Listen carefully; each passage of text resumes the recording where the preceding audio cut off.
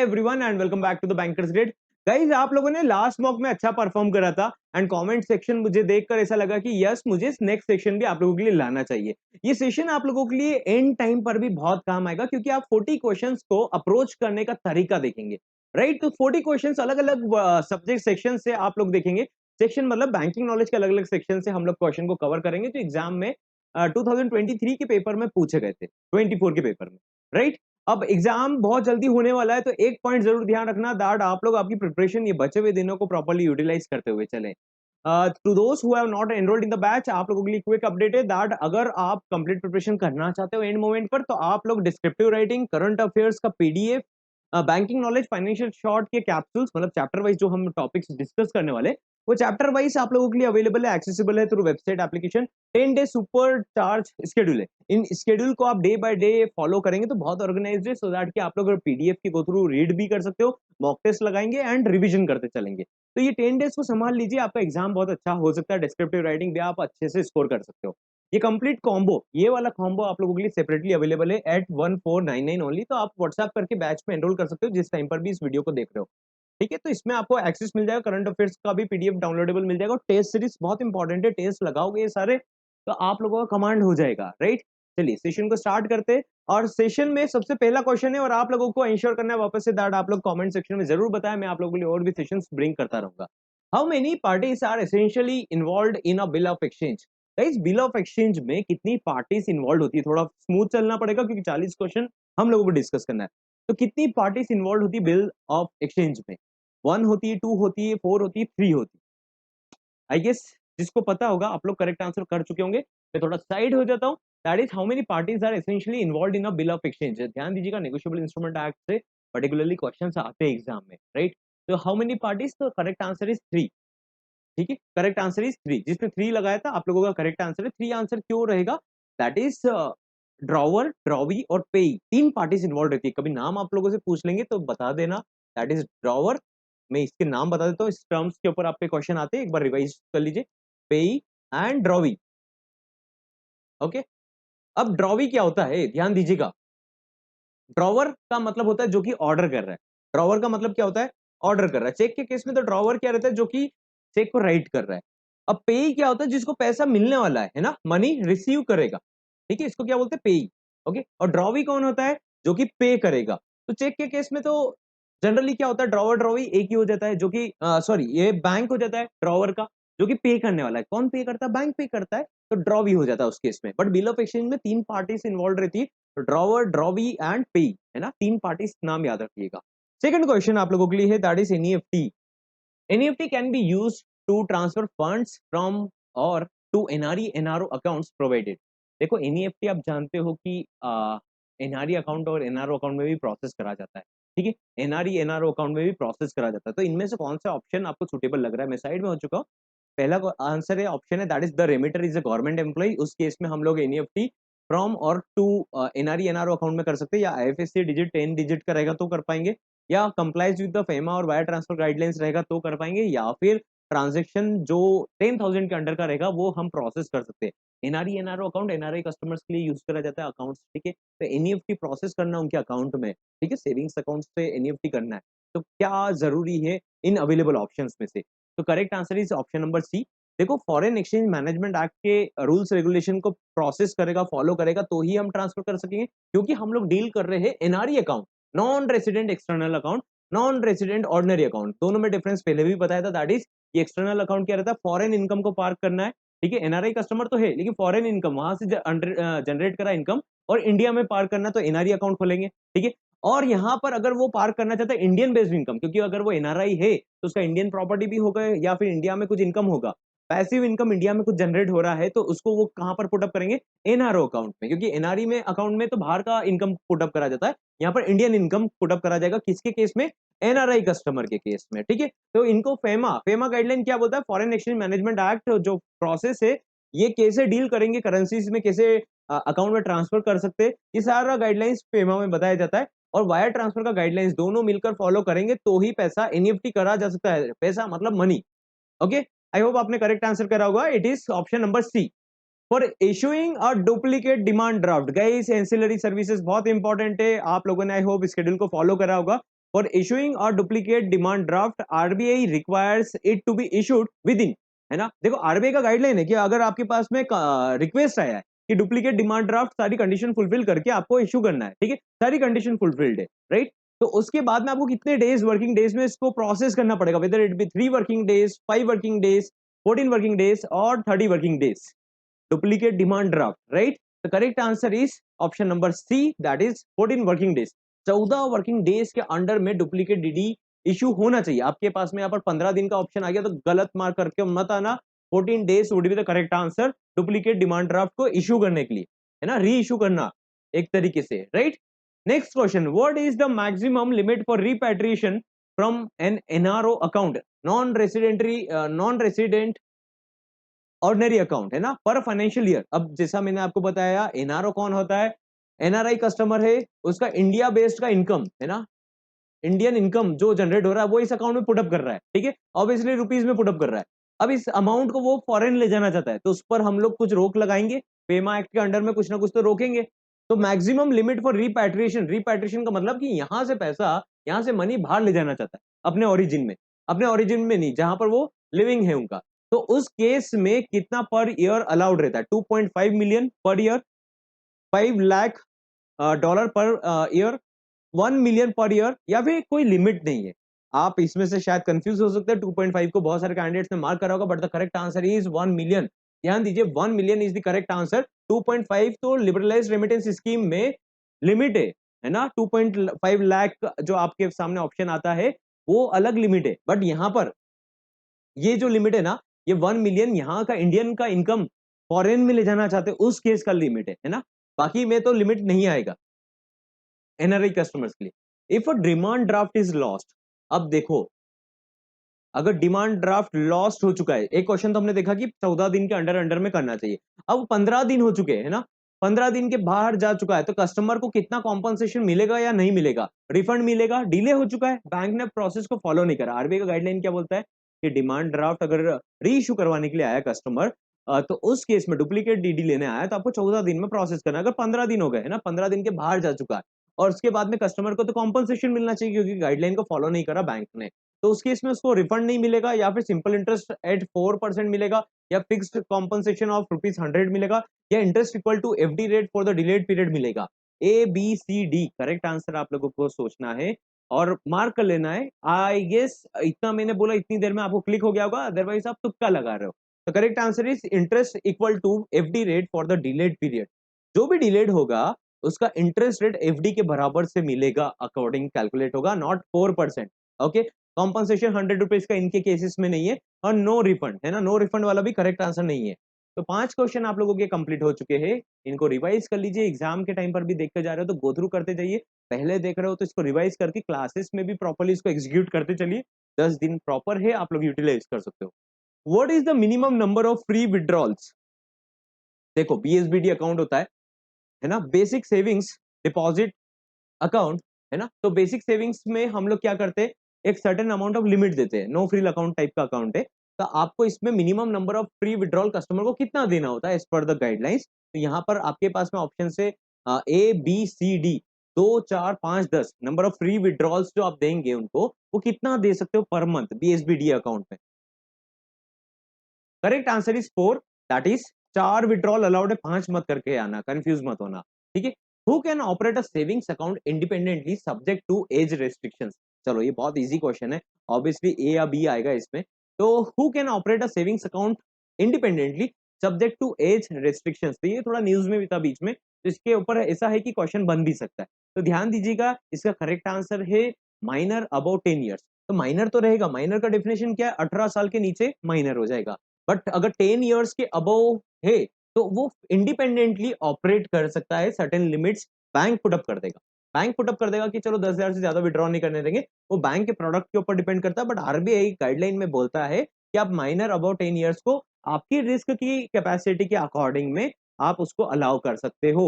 It's not like कि RBI मना कर देगा बैंक को, आरबीआई ने बोल दिया 10 साल के बाद में आप इंडिपेंडेंट ऑपरेट करने दे सकते हो, सर्टेन लिमिटेशंस आप पुटअप कर सकते हो डेफिनेटली, ठीक है। Now next question is, which type of deposit is issued at a discounted value and matures at a face value, है ना, डिस्काउंटेड वैल्यू पर डिस्काउंटेड वैल्यू पर इशू होता है और मैच्योर होता है फेस वैल्यू पर। तो देखिए इसमें से क्लियर एक ऑप्शन आप लोगों को दिख रहा है जो डिपॉजिट के कैटेगरी में आता है, बैंक की लाइबिलिटी के पोर्शन में भी आता है, that is certificate of deposit. और दिख रहा है, आप इसको रिप्लेस करके आइडेंटिफाई कर सकते हो। री इन्वेस्टमेंट डिपॉजिट, ऑब्वियसली इसमें फेस वैल्यू इनके ऊपर हम बात नहीं कर रहे, रेकरिंग में नहीं कर रहे, फिक्स डिपॉजिट में नहीं कर रहे, it's about certificate of deposit, COD, certificate of deposit. इससे क्वेश्चन आता है एग्जाम से, तो इसके पॉइंट सारे आप लोग क्लासेस में या फिर ईपीडीएफ से फाइनल कैप्सूल से कवर कर लीजिएगा। Pre mature withdrawal is not allowed in which of the following. देखो प्री मेच्योर विड्रॉल एक एफडी होता है ना, तो एफडी में क्या गाइडलाइन बोला जाता है, कुछ गाइडलाइन से अभी बताऊंगा, इसके बाद में पहले क्वेश्चन का आंसर करना है। तो प्री मेच्योर विड्रॉल, सपोज करते किसी ने 1 साल का एफडी करा और वो आ गया 10 महीने में और विड्रॉ करना चाहता है, तो उसको आप अलाउ करोगे नहीं करोगे, है ना। ऑल्दो उसने ब्रेक करने पे लॉक इन वाला एफडी नहीं करा था, लेकिन अगर वो करने आता है तो प्री मेच्योर विड्रॉल को आप अलाउ करोगे या नहीं करोगे, किसके केस में। तो TD, term deposits of 15 lakh और below held by individual, 15 lakh के नीचे वाला है तो प्री मेच्योर विड्रॉल आप अलाउ कर देंगे। ऑल आरडी, सारी आरडी को नॉट अलाउड है ना, नॉट अलाउड के ऊपर है, सारी आरडीज पर अलाउड नहीं रहेगा। TD, term deposit without pre mature withdrawal option, ठीक है, जिसमें विड्रॉल प्री मेच्योर विड्रॉल का ऑप्शन नहीं है, उनको आप अलाउ नहीं करेंगे प्री मेच्योर विड्रॉल के लिए, या फिर नन ऑफ द अबव। आप शायद से ऑप्शन ए और सी में कंफ्यूज हो सकते हो।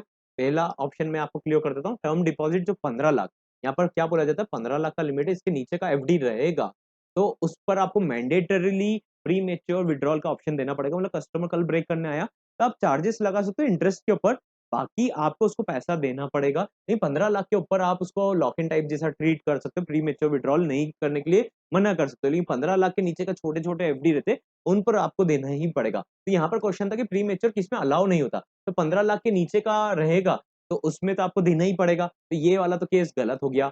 ऑल आरडी से डायरेक्टली नहीं बोल सकते हम लोग।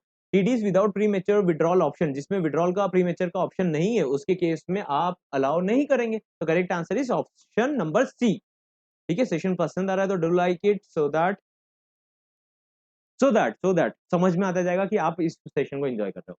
Who can be appointed as a nominee for a deposit account. देखो गाइस, डिपॉजिट अकाउंट से बहुत ज्यादा डेटा आता है, एसेट से भी आता है, बट अभी तक आपकी एग्जाम में डिपॉजिट का ज्यादा कैटेगरी पूछा जाता है। Who can be appointed as a nominee for deposit account. Deposit account में नॉमिनी कौन हो सकता है, इंडियन सिटीजन हो सकते हैं, एनी इंडिविजुअल इंक्लूडिंग माइनर्स, या फिर एनी फर्म, या ओनली लीगल हायर्स। इंडिया के सिटीजन मतलब एनआरआई को आप नॉमिनी नहीं बना सकते डिपॉजिट अकाउंट्स में, या फिर केवल इंडिविजुअल बन सकता कोई भी, और इंक्लूडिंग माइनर्स, या किसी फर्म को बना सकते हो, या फिर लीगल हेयर्स ही बनेंगे, है ना। Correct answer is any individual including minor.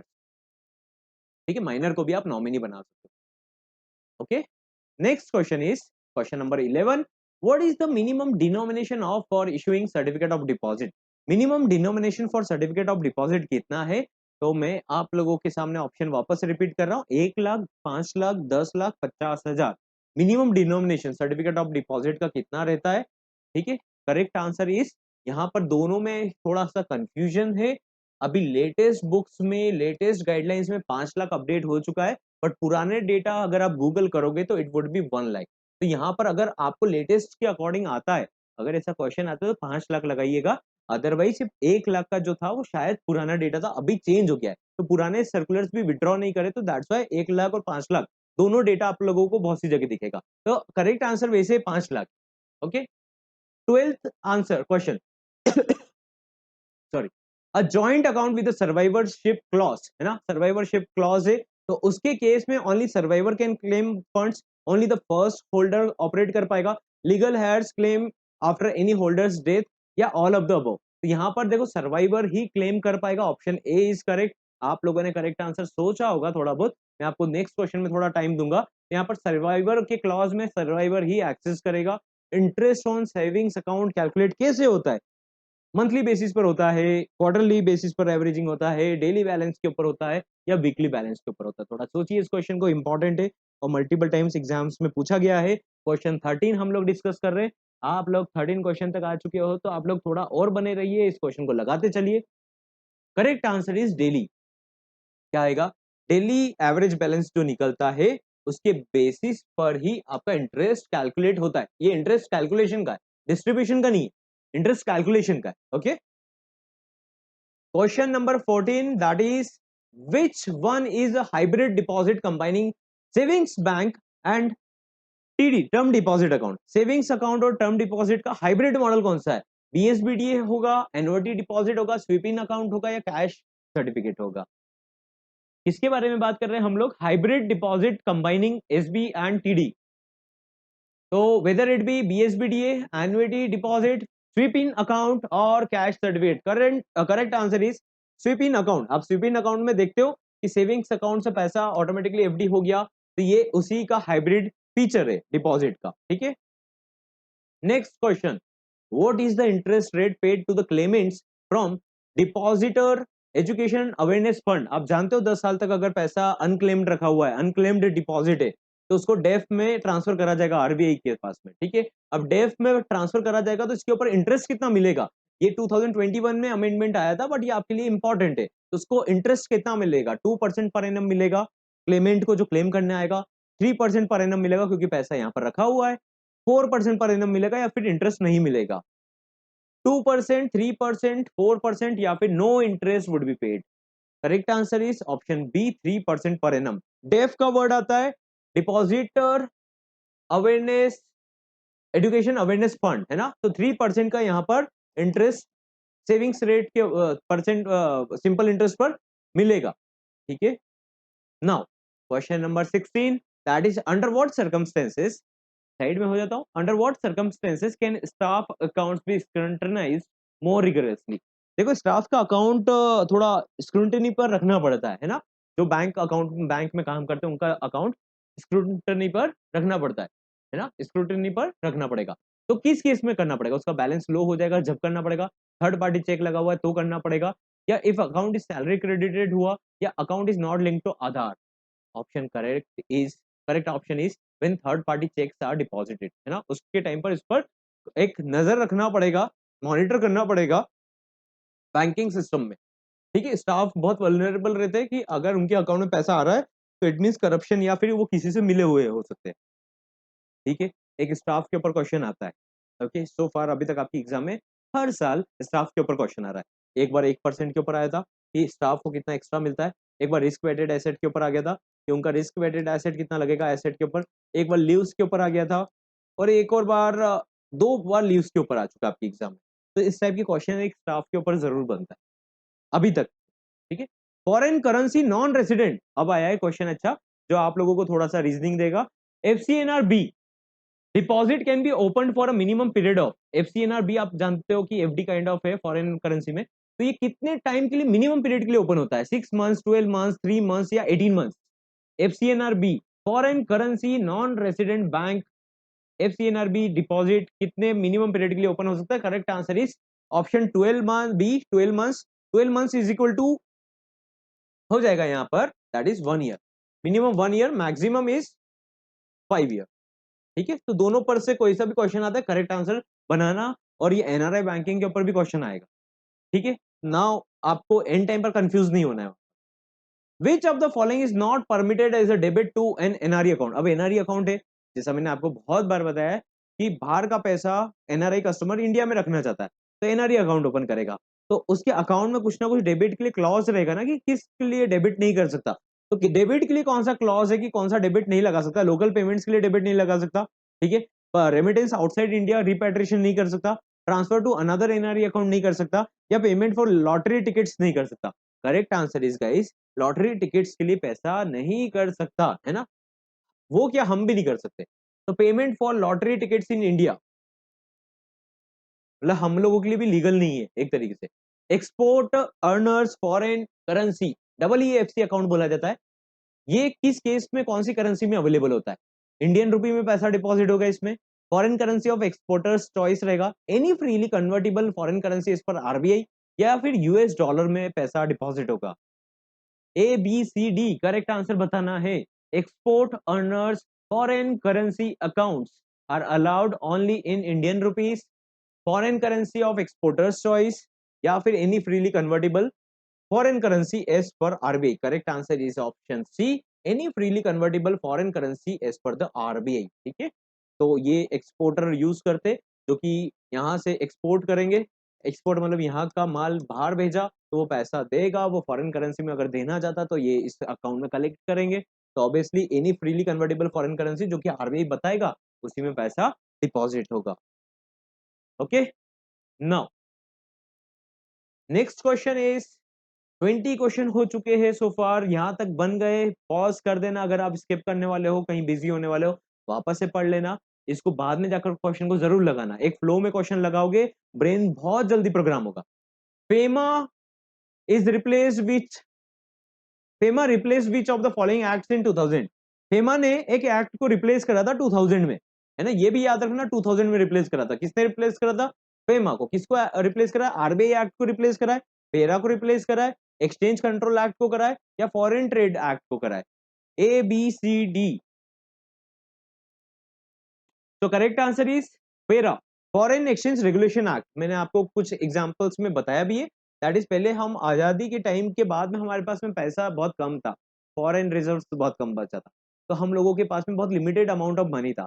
तो हमको कंट्रोल करना था कि यार यहाँ का पैसा कोई बाहर लेकर ना जाए, ठीक है, हमारे पास में पैसा बना रहे इकोनॉमी में। तो इसके ऊपर उस टाइम पर क्या एक्ट लाया गया था कि फॉरेन करेंसी में अगर आप डील करते हो तो हम फॉरेन एक्सचेंज रेगुलेशन एक्ट काम करता था। पेरा का मतलब फॉरेन एक्सचेंज रेगुलेशन एक्ट। तो क्यों काम करता था? क्योंकि हम लोग लिमिटेशंस लगाते थे कि यार आप यहाँ से पैसा बाहर नहीं ले जा सकते।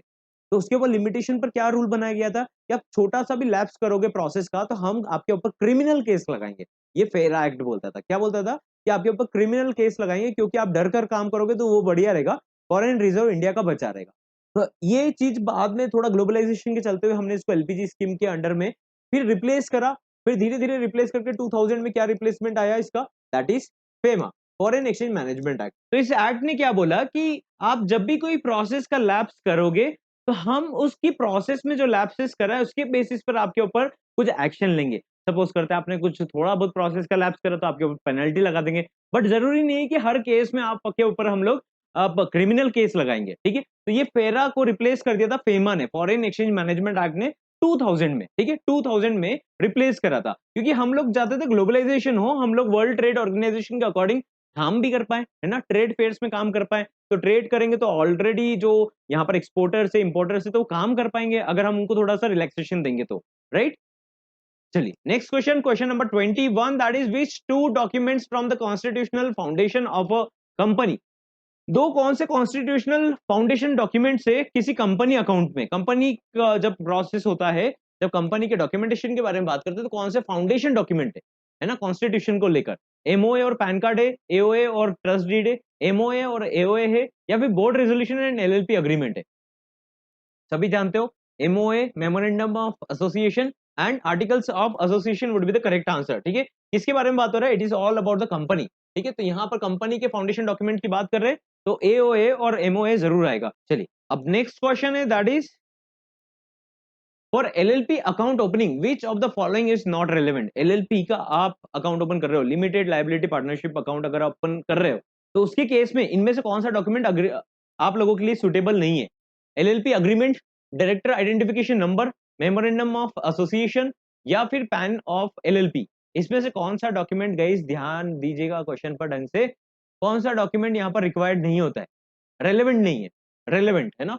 तो करेक्ट आंसर इज ऑब्वियसली यहाँ पर मेमोरेंडम ऑफ एसोसिएशन, क्योंकि कंपनीज के केस में आता है।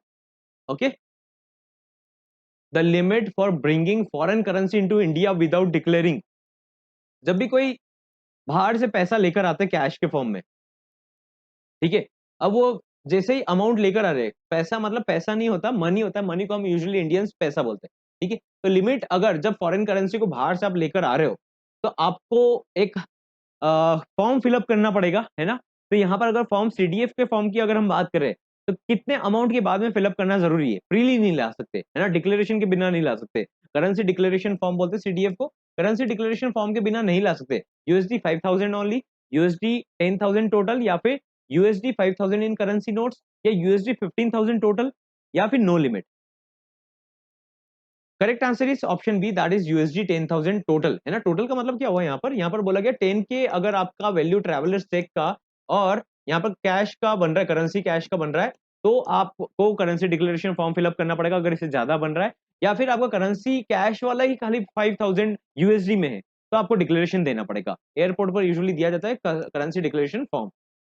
ठीक है, question number 24, for which of the following NEFT RTGS transactions is it mandatory to mention the LEI legal entity identifier गई है ना, लीगल एंटिटी आइडेंटिफायर रिक्वायरमेंट रहता है एनईएफटी आरटीजीएस जब कुछ ट्रांजेक्शन होता है बड़े लेवल का।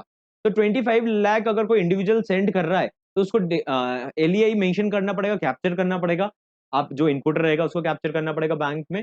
या 45 करोड़ कोई सेंड कर रही कंपनी तो उसके केस में एलईआई लगेगा, लीगल एंटिटी आइडेंटिफायर। या फिर 60 crore send by a firm तो उसके केस में एलईआई लगेगा। या 40 lakh send by a trust उसके केस में एलईआई लगेगा।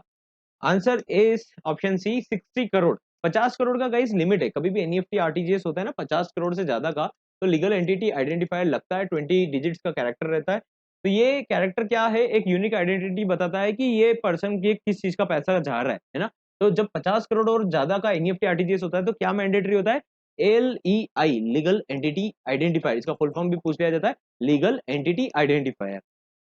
Next question, the maximum liability of a bank for deficiency in locker service. अगर बैंक की गलती की वजह से कुछ लॉकर में चोरी हो गया, कुछ भी नुकसान हो गया तो बैंक का लाइबिलिटी बनेगा। तो बैंक का लाइबिलिटी मैक्सिमम कितना बन सकता है आरबीआई नॉर्म्स के अकॉर्डिंग या आईबीआई के रूल्स के according, 50 times of the locker rent, 100 times of the locker rent, 1 lakh देना पड़ेगा, या अनलिमिटेड है ना, जितना नुकसान हुआ उसके बेसिस पर पैसे कॉम्पनसेशन देना पड़ेगा।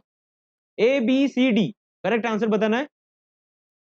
Here the correct answer is 100 times of the locker rent है ना, 100 times of the locker rent, correct answer is 100 times.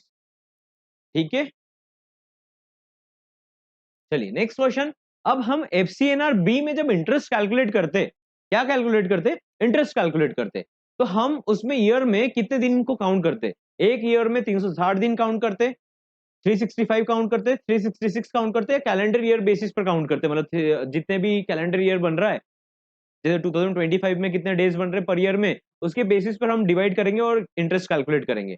Correct answer is option A, it is 360। It is used 360 इसलिए use करा जाता है क्योंकि accounting में और calculation में इजी आता है।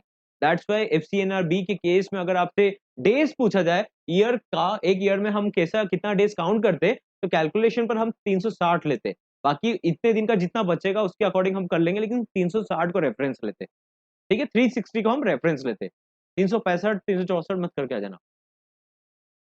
What is the consequence if a NRI fails to convert their savings account to NRO account after status change? देखो कोई भी एनआरआई कस्टमर रहता है ना, उसने अपना सेविंग्स अकाउंट यहाँ पर पहले ओपन करा, पहले इंडिया में रहता था, बाद में फॉरेन गया पढ़ने, अब एनआरआई बन चुका है अगर वहां पर है ना, तो उसके केस में उसको सेविंग्स अकाउंट जो ओपन करा जाएगा वो आरबीआई कहता है कि आप ओपन नहीं रहने दे सकते। तो अगर ये ओपन नहीं करता, कन्वर्ट नहीं करता, तो कॉन्सिक्वेंस क्या होगा, इंटरेस्ट इसका टैक्स एग्जेम्प्ट से बिकम बन जाएगा, ठीक है, या अकाउंट ब्लॉक्ड हो जाएगा ऑटोमेटिकली, या वायलेट करा उन्होंने फेमा रूल को एंड मे अट्रैक्ट पेनल्टी, या आरबीआई अलाउ कर देगा 6 महीने का ग्रेस पीरियड, आरबीआई 6 महीने का ग्रेस पीरियड अलाउ कर देगा। करेक्ट आंसर इज उसने फेमा का रूल को अवॉइड करा है और उसको वायलेट करा है, उसकी वजह से उसके ऊपर पेनल्टी लग सकता है। तो ध्यान दीजिएगा, कोई एनआरआई कस्टमर है, कभी एग्जाम में क्वेश्चन आता है कि सेविंग्स अकाउंट को मेंटेन कर सकता है क्या, तो सेविंग्स अकाउंट को मेंटेन नहीं कर सकता, उसको इधर एनआरई अकाउंट ओपन करना पड़ेगा या फिर एनआरओ अकाउंट ओपन करना पड़ेगा। एफडी के केस में तो एफसीएनआर भी कर सकता है सेम करेंसी में, बट यूजुअली जो सेविंग्स अकाउंट को ओपन करना है एनआरई एनआरओ अकाउंट ओपन करने पड़ेंगे अपने इनकम जनरेटिंग रीजंस की वजह से। विच of the following is a primary condition of resident foreign currency account, RFC बोला जाता है, रेसिडेंट फॉरेन करेंसी, जो रेसिडेंट्स होते हैं वो भी फॉरेन करेंसी में डील कर सके तो उनके लिए अकाउंट्स होते हैं। तो RFC account to remain compliant under FEMA, FEMA के अंडर में कंप्लायंट करना है, तो प्राइमरी कंडीशन क्या है ना, प्राइमरी कंडीशन किसकी, आरएफसी की, रेसिडेंट फॉरेन करेंसी अकाउंट। तो आप ऑप्शंस पढ़िए एक बार, खुद से क्वेश्चन पढ़ेंगे, holder must be employed in public sector, तो हम आरएफसी का प्राइमरी कंडीशन फुलफिल हो गया। Holder must have return to India permanently, holder India में रिटर्न हो चुका permanently. Holder must invest in Indian mutual funds या must be a foreign citizen, किस केस में रेसिडेंट फॉरेन करेंसी अकाउंट को open कर सकते हैं। Correct answer is option B, that is holder must have return to India permanently. क्यों account open करा जाता है, देखो यार कोई एनआरआई था वो भी इंडिया परमानेंटली आ चुका है ना, तो ये पहला कंडीशन बन गया। तो अब वो इंडिया में आ चुका तो इंडिया का ही रेसिडेंट बन गया, लेकिन अब उसका हो सकता है वहां से पेंशन आ रहा हो, यूएस से उसका क्या आ रहा है, पेंशन आ रहा है। अब पेंशन आएगा तो यार ऑटोमेटिकली फॉरेन करेंसी में आएगा, अब ये कैसे डील करेगा अपने सेविंग्स अकाउंट में पैसा, तो कंटिन्यूस पैसा आ रहा है तो अंडर फेमा एक्ट में क्या बोला जाता है कि प्राइमरी कंडीशन अगर रेसिडेंट फॉरेन करेंसी अकाउंट खोलना है तो ये है कि वो परमानेंट बाहर से अब इंडिया में आ चुका है, ठीक है, इंडिया में आ चुका है, तो उसके इसमें आरएफसी अकाउंट ओपन कर दिया जाता है, ठीक है। आंसर बताइएगा सभी, है ना, कैसा गया, और सेशन पसंद आ रहा है तो सेशन को लाइक भी करते चलना।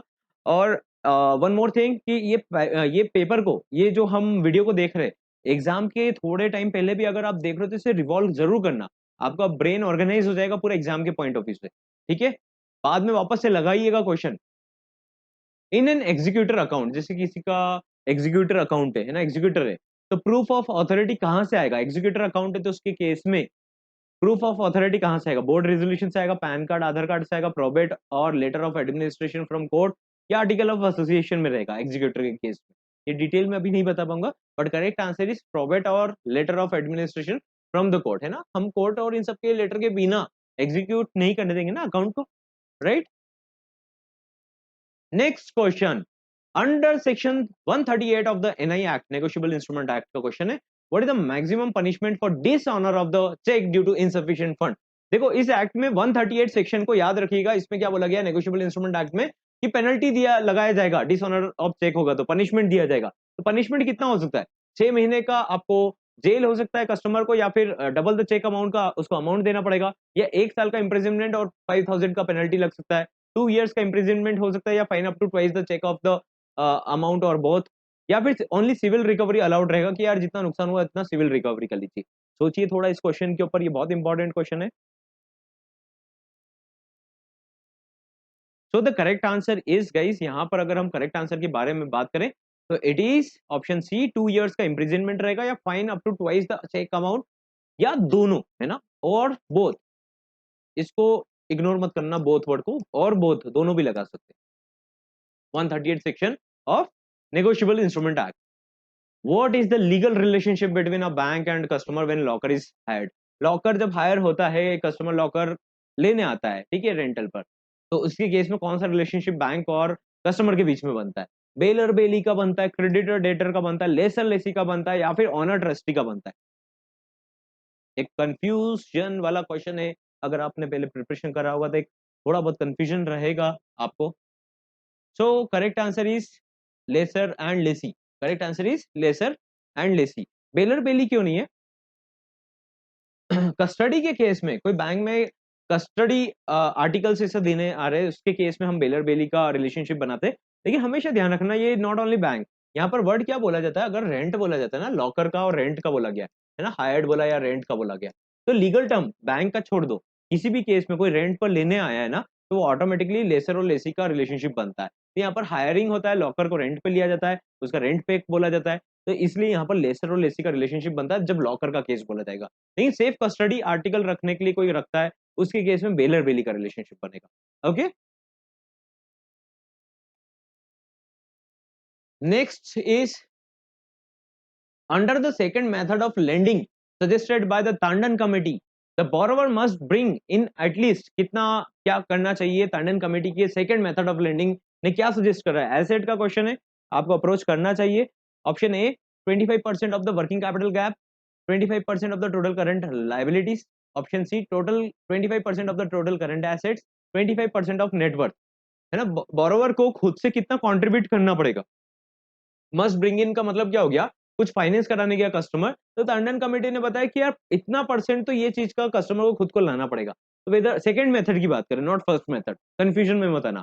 25% of working capital gap customer को खुद को रखना पड़ेगा, बोरोवर को 25% ऑफ टोटल करंट लाइबिलिटीज लाना पड़ेगा, या 25% ऑफ टोटल करंट एसेट लाना पड़ेगा, या फिर 25% ऑफ नेटवर्थ लाना पड़ेगा। Correct answer is 25%, 25% of total current assets, है ना। ये सेकंड मेथड ऑफ लेंडिंग है। तीनों मेथड ऑफ लेंडिंग मैंने आप लोगों को बताया इंटरनली, आप उसको एक बार रिवाइज जरूर कर लेना, भूल गए हो तो। अंडर आईआरएस नॉर्म, बहुत इजी क्वेश्चन है, गलत मत करिएगा। An asset becomes an NPA if interest और principal remains overdue for more than 60 days, 90 days, 120 days और 180 डेज। ऑब्वियसली 90 डेज के बाद में एनपीए हो जाता है, ठीक है। अब यहाँ पर एक और क्वेश्चन बनता है इंपॉर्टेंट, प्रिंसिपल और इंटरेस्ट दोनों वर्ड बोला गया है, या तो प्रिंसिपल और इंटरेस्ट, ठीक है। ऐसा नहीं कि खाली प्रिंसिपल आउटस्टैंडिंग रहेगा, इंटरेस्ट पे कर दिया है, प्रिंसिपल आउटस्टैंडिंग है तो भी केस लग जाएगा, यस लग जाएगा। दोनों में से कुछ भी आउटस्टैंडिंग चल रहा है ना, तो भी एनपीए कहलाएगा, इंटरेस्ट और प्रिंसिपल, है ना।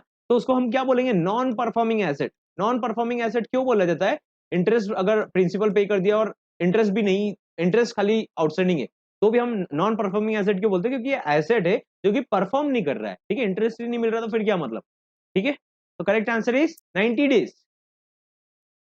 What is the maximum limit of for which a dispute can be settled in लोक अदालत? लोक अदालत में देखो रजा मर्जी का काम कराया जाता है, दोनों में मीडिएशन कराया जाता है पार्टीज में, लेंडर और बोरोवर के बीच में।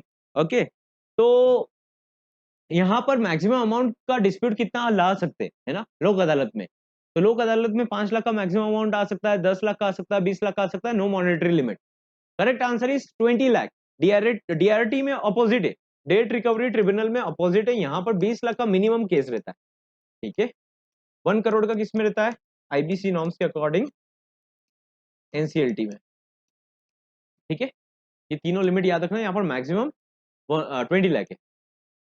N appeal to DRT, debt recovery appellate tribunal है ना, डीआरटी मतलब डीआरटी का नेक्स्ट लेवल हो गया। तो यहाँ पर अपील करने के लिए अगर कोई कस्टमर जाता है, मस्ट बी फाइल्ड, अगर जैसे कि डीआरटी ने डिसीजन दिया, कस्टमर के फेवर में नहीं आया, कस्टमर बोला कि यार मुझे अब अपील करना है नेक्स्ट लेवल की कोर्ट में, ये भी कोर्ट टाइप से, तो डीआरटी में अपील करेंगे। तो डीआरटी में जब डीआरटी ने डिसीजन दिया, उसके कितने दिन बाद डीआरटी में जा सकते हैं, ऐसा थोड़ी कि 2-3 साल बाद जा रहे हैं, कितने दिन बाद यहाँ पर फाइल कर सकते हैं केस, है ना, कितने दिन के अंडर अंडर, तो यहाँ पर 30 दिन है, 60 डेज है, 90 डेज है, 120 डेज।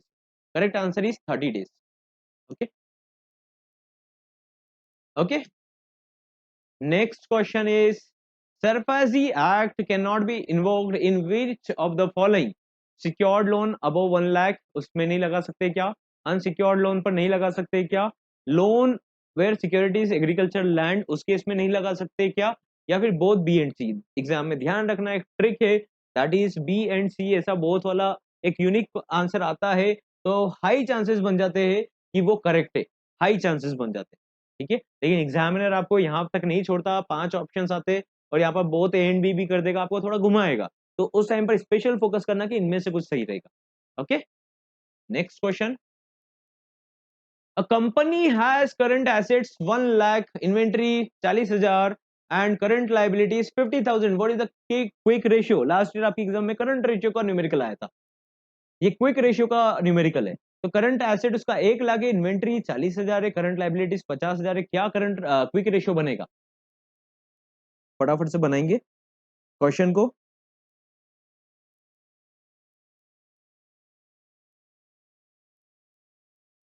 तो करेक्ट आंसर इज, पहले फॉर्मूला बता देता हूं आप लोगों को, करंट जो क्विक रेशियो जो रहता है उसका कैलकुलेशन कैसे होता है, करंट एसेट माइनस इन्वेंट्री कर देंगे, ठीक है, डिवाइडेड बाय करंट लाइबिलिटीज कर दो, ठीक है। तो यहाँ पर करंट एसेट कितना है गाइस, 1 लाख, ठीक है, 1 लाख है, ठीक है, 1 लाख माइनस इन्वेंट्री कितना है 40 के, डिवाइडेड बाय कितना कर देंगे 50,000, ठीक है। तो टोटल कितना बन जाएगा यहाँ पर, 1 लाख में से 60/50, ओके, ये बच जाएगा, रिमेनिंग सब डिनोमिनेटर कट जाएगा, ठीक है। तो ये अप्रोक्सीमेटली कितना बन जाएगा, it would be equal to 1.2, ठीक है, 1.2 would be the correct answer. तो option A is correct in this case. Current ratio पूछता तो क्या करना रहता, आपको current asset divided by current liabilities करना होता, लास्ट ईयर का क्वेश्चन है, तो 1 लाख डिवाइडेड बाय 50 के करते आपका आंसर आ जाता, दैट इज 2। तो आपका करंट रेशियो कितना आया, 2। अच्छा है करंट रेशियो, यस डेफिनेटली बहुत अच्छा है अगर 2 आ रहा है तो, राइट। चलिए question number 38, next question, which of the following customers would generally fall under the medium risk category as per the KYC norms? KYC का गाइडलाइन आता है low risk, medium risk, high risk, ठीक है। तो medium risk category में कौन से customers आएंगे, सैलरीड पर्सन आएंगे, पॉलिटिकली एक्सपोज्ड पर्सन आएंगे, ट्रस्ट एनजीओ आएंगे, हाउसवाइफ विद ओकेशनल डिपॉजिट रहेगा। इसका करेक्ट आंसर है ट्रस्ट और एनजीओ, ये आते हैं मीडियम रिस्क की कैटेगरी में। लो रिस्क की कैटेगरी में आते हैं salaried customers, housewife with occasional deposit, ये क्या होते हैं, लो रिस्क कस्टमर्स, ठीक है। नेक्स्ट क्वेश्चन है आप लोगों के लिए, दैट इज केवाईसी के टर्म्स में आपने पीपी का नाम सुना है, पेप्स का नाम सुना है, पॉलिटिकली एक्सपोज्ड पर्सन, ठीक है। तो ये क्लासिफाई किसके अंडर में आते हैं, लो रिस्क इंडिविजुअल है, या फिर मीडियम रिस्क में आते हैं, हाई रिस्क में आते हैं, या नो रिस्क है ना। पॉलिटिकली एक्सपोज्ड पर्सन कौन सी रिस्क कैटेगरी में आते हैं, तो correct answer is high risk, है ना। पॉलिटिकली एक्सपोज्ड पर्सन का ग्लोबली डेटा बनता है और ये इनका ट्रैकिंग होता है, क्यों ट्रैकिंग होता है, क्योंकि जो पॉलिटिकली एक्सपोज पर्सन है या डायरेक्टर या ऐसी पोस्ट पर है, तो इनके पास में बहुत हाई चांसेस है कि एकदम से मनी लॉन्ड्रिंग कर सकते हैं। तो दैट्स वाई इनके ऊपर नजर रखा जाता है। चाहे वो यहाँ का अकाउंट बाहर भी शिफ्ट करे तो इनके ऊपर स्पेशल नजर रखा जाता है। तो इनको कैटेगराइज करके बोला जाता है हाई रिस्क इंडिविजुअल्स। पीईपी का फुल फॉर्म भी याद रखिएगा, politically expose person. Last question for the day, and I hope आप लोगों ने बहुत कुछ सीखा भी होगा। What does the abbreviation CSGL account stand for in banking? CSGL account को आप क्या बोलेंगे बैंकिंग में? Option A B C D में बोलूंगा तो आप कंफ्यूज हो जाएंगे। आप लोग पढ़िए क्वेश्चन को।